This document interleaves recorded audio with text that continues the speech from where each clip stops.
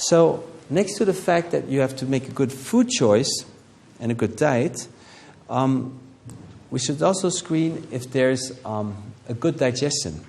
And we have a questionnaire for food tolerances, for digestive troubles, and for intestinal infections. And you see here for the digestive troubles, we have some questions in the follow-up questionnaire. There's also more in the first initial assessment. If the upper belly is bloated or the lower belly, we'll see a bit why we ask this. We have also a sort of food tolerance questionnaire where we ask what are the foods they eat, and then if they are complaining of digestive problems, we might ask then additionally specialized food testing for the foods that they eat often. And what we do, we either have a full panel that has a certain price, that's for some maybe too expensive, and then we ask the 10 most important food items that they eat, because you get a food allergy against a food you've eaten too often. And if they are, in those 10 items, very bloated or irritated, then in that case, if the test shows that they have a lot of allergies in those 10 food items, then we ask much more, because then we have to know what they can eat. But if there's nothing, probably there's not much problems of food allergy.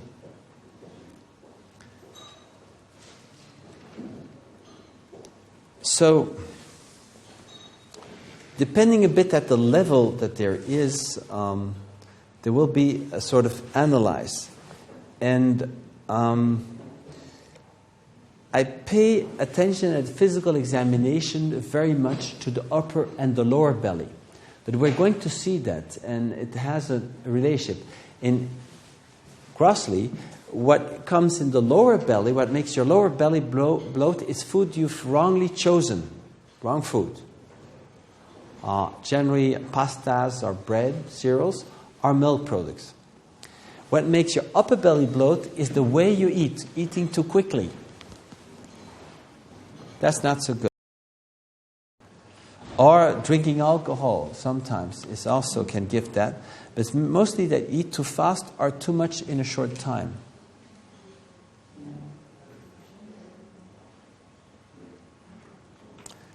So, also at palpation, physical exam, we touch certain regions and then we know if there's gastritis, enteritis, small intestine inflamed, or colitis. And we mark that.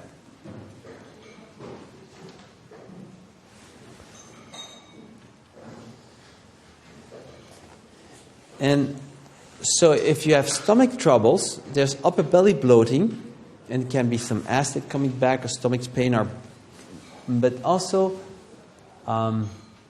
malodorant gases, intestinal gases. It's usually due to protein malabsorption or poor digestion of protein.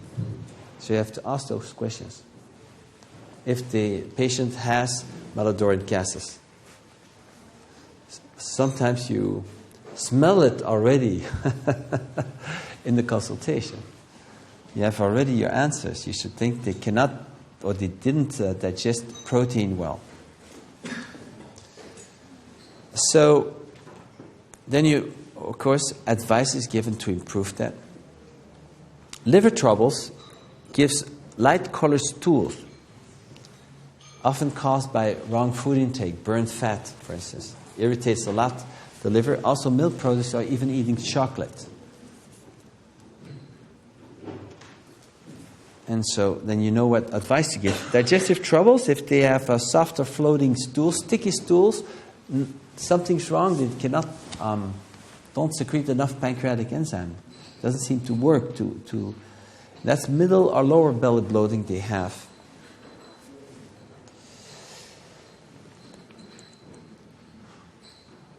Also, sometimes the cause of this small intestine pains, can be food allergies, or the wrong intestinal flora. You might have to give some good bacteria, good flora, or not drink enough water may also adversely affect the digestion. What time is it now? So, large intestine troubles, that gives a lower belly bloating generally, which might give constipation and give pain in that region. And it can be caused by wrong intestinal flora. There's a lot of good bacteria normally in the intestines. And if the balance is not good, it might not be as good. So all these things are taken into account, and a short question may hide actually a lot of different therapeutic approaches, because it could be a lot of different causes that is causing that problem. And hemorrhoids might be due to a lack of testosterone, just because there's constipation, and constipation may be due to a lack of drinking water. Patient doesn't drink enough water, or the thyroid function is not good. If you have fissures, they heal easier if you put male hormones there. And then we have a sort of intestinal infection, a questionnaire where we ask about the yeast infection. And a lot of questions relate to yeast, like wet vaginal losses, bloating belly. But with yeast, the problems go with ups and downs. It's not a constant problem all the time. Ups and downs. Itching on the body. But you don't itch the whole day generally. You itch now, then again a little, so it's ups and downs. There's also a cancer questionnaire. To see if there's no digestive problems there, blood in stools, or if there's an abdominal tumor palpation, then you should do paramedical testing. So the advices for better digestion are, how could you improve the stomach function? And we have papers like this that have exactly this information. And when you give hydrochloric acid, you need to give this paper. Eat less at each meal, then the stomach is not overloaded. Eat slower and chew more. The more you chew, the more hydrochloric acid you're going to make. And dosage is 1 or 2 tablets, something like 300 milligrams that you can take at the start of an important protein-rich meal. Don't take it if you don't eat after. Otherwise it will burn in your stomach. And if there's not enough hydrochloric acid, there's slow, heavy, sluggish stomach, bloating upper belly, malodorant intestinal gases, constipation, burning stomach after the meal.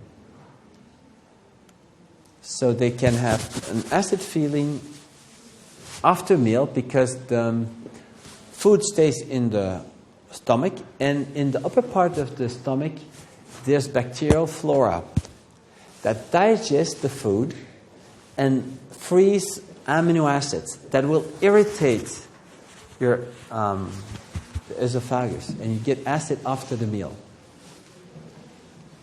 And now, if you don't have enough, or you have too much, you get a burning stomach during the meal. You have to reduce the dose or not take it.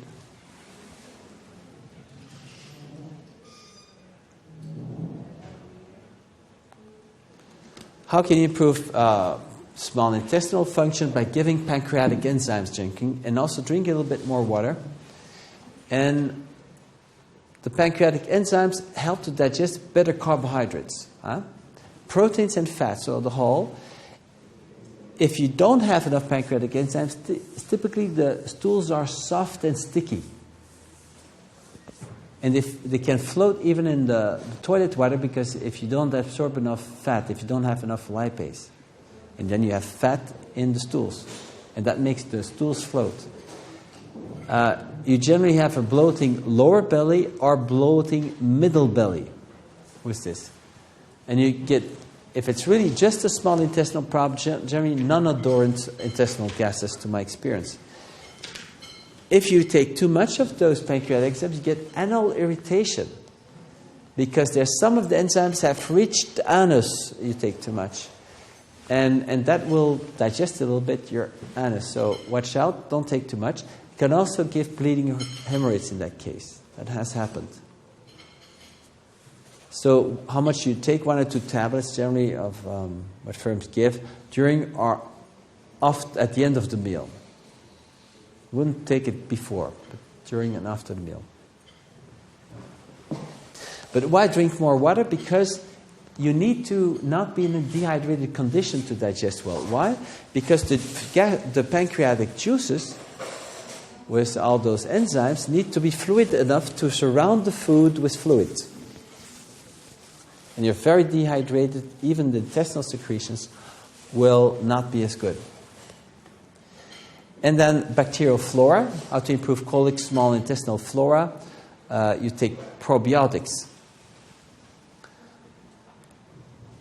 And also drink more water.